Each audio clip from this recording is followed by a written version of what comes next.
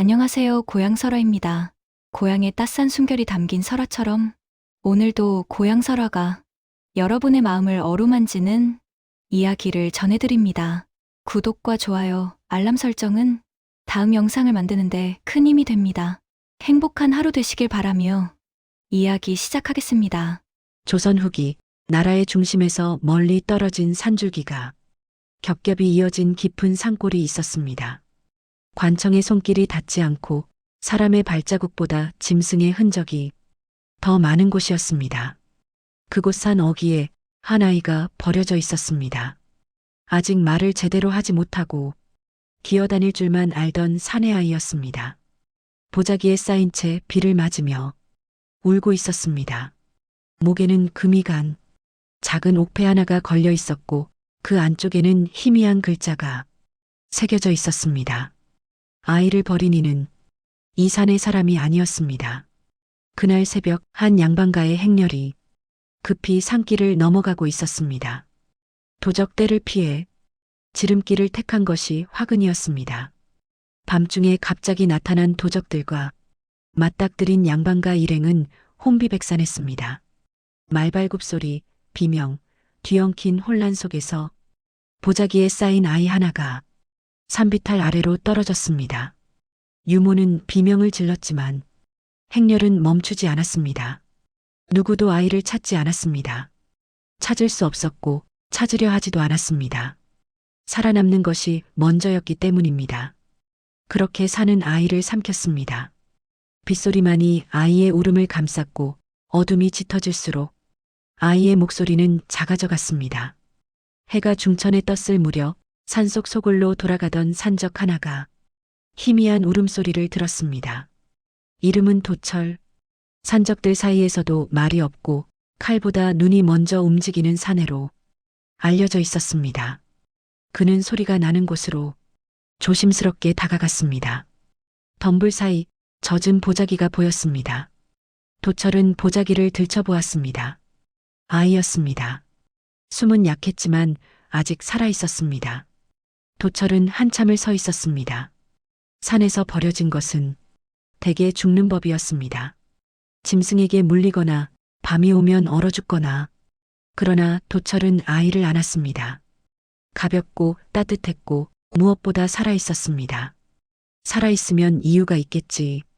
도철은 아이를 품에 안고 소굴로 향했습니다. 산적들은 그의 모습을 보고 놀랐습니다. 아이를 본 적은 있었지만 키운 적은 없었기 때문입니다. 잡혀가자고 작정했냐? 한 산적이 말했습니다. 이건 짐이야. 먹일 것도 없는데. 다른 이가 거들었습니다. 도철은 대답하지 않았습니다. 다만 아이를 품에서 내려놓지 않았습니다. 그날 밤 아이에게 처음 밥을 먹인 사람은 산적 도철이었습니다. 죽을 끓여 식힌 뒤 숟가락으로 조금씩 떠서 아이의 입에 넣어 주었습니다. 아이는 울음을 그치고 천천히 죽을 삼켰습니다. 그 모습을 보던 늙은 산적 하나가 중얼거렸습니다. 저 아이 복이 있나 보구먼. 아이의 이름은 산우라 불리게 되었습니다. 산에서 얻은 아이, 산이 키운 아이라는 뜻이었습니다. 산우는 칼소리와 함께 자랐고 불 피우는 법을 먼저 배웠으며 글자보다 발자국을 먼저 읽었습니다. 도철은 산우에게 산의 법을 가르쳤습니다. 사람의 흔적을 지우는 법, 짐승의 소리를 구분하는 법, 물이 흐르는 곳을 찾는 법. 산우는 빠르게 배웠습니다. 5살이 되었을 때는 혼자서도 산길을 찾을 수 있었고 7살에는 작은 칼을 차고 다녔습니다. 하지만 이상한 점이 있었습니다. 아이의 눈빛은 산적의 눈빛이 아니었습니다. 화를 쉽게 내지 않았고 짐승을 함부로 죽이지 않았으며 나이 많은 산적에게도 자연스레 예를 갖췄습니다. 누가 가르쳤냐? 한 산적이 물었습니다. 가르친 적 없는데요. 도철이 고개를 저었습니다. 도철은 산우를 보며 가끔 생각했습니다. 이 아이는 이 산의 것이 아닐지도 모른다. 그러나 묻지 않았습니다. 산에서는 지나간 이유를 캐지 않는 법이었습니다. 산우는 10살이 되던 해 처음으로 사람을 구했습니다. 산길에서 길을 잃은 행상을 발견한 것입니다. 다른 산적들은 물건을 빼앗으려 했지만 산우는 행상에게 물을 주고 길을 알려주었습니다. 도철은 그 모습을 멀리서 지켜보았습니다. 말리지 않았습니다. 아이가 선택한 길이었기 때문입니다.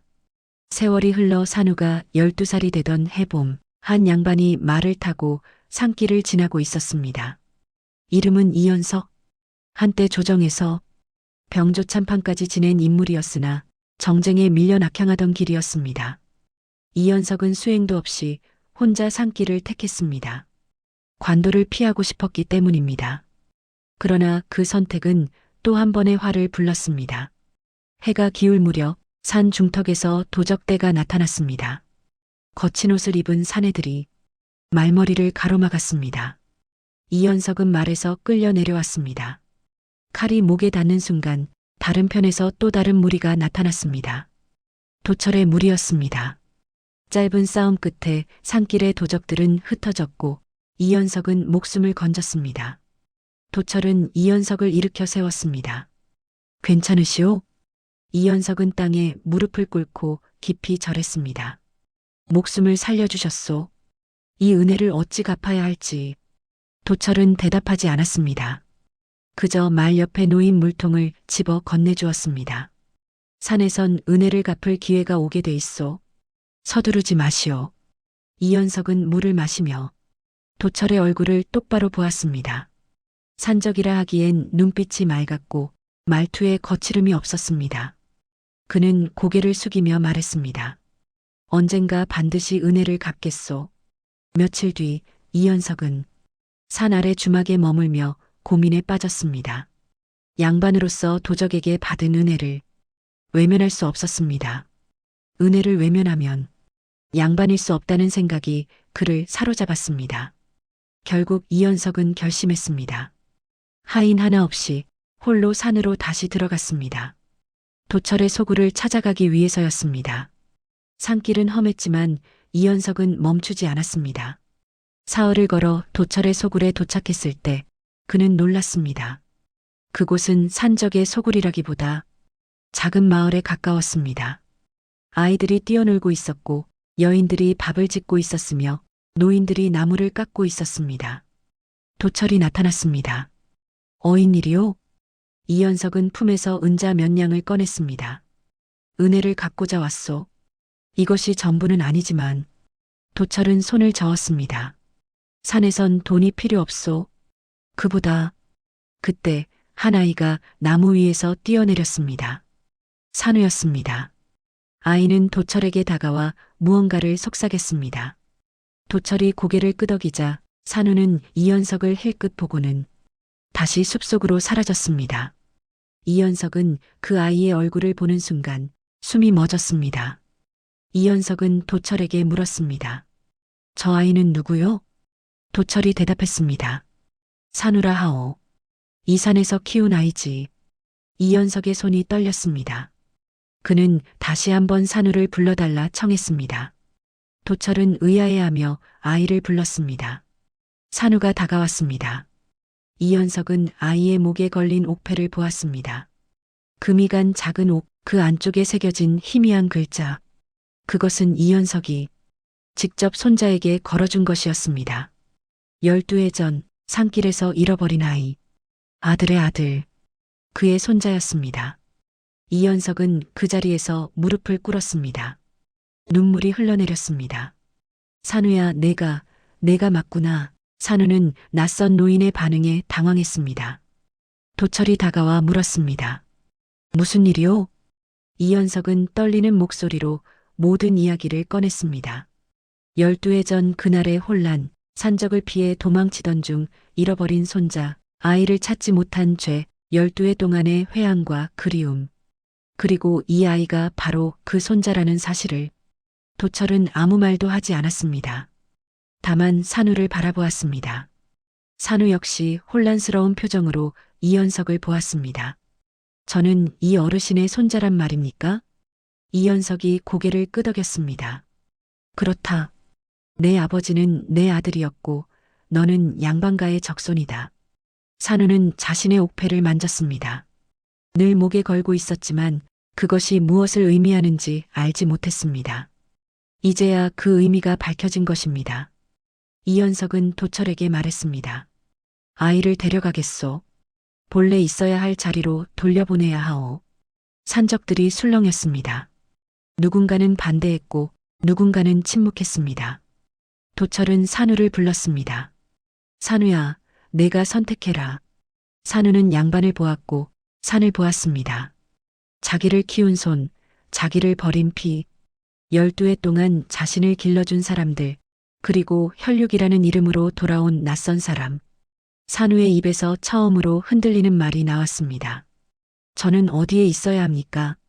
이현석은 고개를 숙였습니다. 내가 널 버렸다. 그 죄는 어디에 있어도 사라지지 않는다. 하지만 내가 있어야 할 곳은 양반가다. 내 아버지의 자리, 내 조상의 이름이 있는 곳이다. 도철은 산우의 머리에 손을 얹었습니다. 산은 붙잡지 않는다. 내가 원한다면 내려가거라. 하지만 기억해라. 산은 언제든 너를 기다린다. 산우는 긴 침묵 끝에 고개를 끄덕였습니다. 저는 내려가겠습니다. 산우는 산을 내려갔습니다. 도철은 끝까지 배웅하지 않았습니다. 산적은 등을 보이지 않는 법이었습니다. 다만 산우가 떠나는 길목에 작은 보자기 하나를 놓아두었습니다. 안에는 말린 고기와 약초, 그리고 작은 칼 하나가 들어 있었습니다. 이현석은 손자를 데리고 마을로 돌아갔습니다. 산우는 처음 보는 기와집에 들어갔고 처음 입는 비단옷을 입었으며 처음 만나는 친척들에게 절을 올렸습니다. 모든 것이 낯설었습니다. 그러나 산우는 양반이 되지 않았습니다. 글을 배웠으나 칼을 버리지 않았고 비단을 입었으나 산의 예를 잊지 않았습니다. 밤이 되면 마루에 앉아 산을 바라보았고 새벽이 되면 혼자 산책을 나갔습니다. 이현석은 손자의 모습을 보며 안타까워했습니다. 언제쯤 이 집에 익숙해질까? 그러나 산우는 결코 완전히 익숙해지지 않았습니다. 몇 해가 흘렀습니다. 산우는 16이 되었고 글을 읽고 쓸 줄 알게 되었으며 양반의 예법도 익혔습니다. 하지만 여전히 밤이 되면 산을 그리워했습니다. 어느 날 마을에 도적대가 나타났습니다. 관청은 손을 쓰지 못했고 백성들은 두려움에 떨었습니다. 산우는 그날 밤 홀로 산으로 올라갔습니다. 도철을 찾아간 것입니다. 도와주십시오. 도철은 산우를 보며 빙그레 웃었습니다. 내가 돌아올 줄 알았다. 산적들은 마을로 내려가 도적대를 쫓아냈습니다. 그 후로 산 아래 마을에는 이상한 소문이 돌았습니다. 산적들이 마을을 지켜준다더라. 그 중심에는 한 사내가 있었습니다. 산에서 자란 양반, 양반의 피를 가진 산의 아이. 산우는 산과 세상 사이에 서서 둘 다 버리지 않았습니다. 사람들은 말했습니다. 산이 키운 아이는 산으로 돌아간다. 그러나 산우는 완전히 돌아가지도 완전히 떠나지도 않았습니다. 그는 두 세계를 오가며 둘 사이의 다리가 되었습니다. 피는 부르지만 키운 손은 놓지 않는다. 산은 사람을 숨기고 때로는 되돌려 보낸다. 하지만 진정으로 산이 키운 아이는 어디에 있든 산을 잊지 않는다. 이 이야기는 조선의 산이 전해준 사람과 선택에 대한 기록입니다.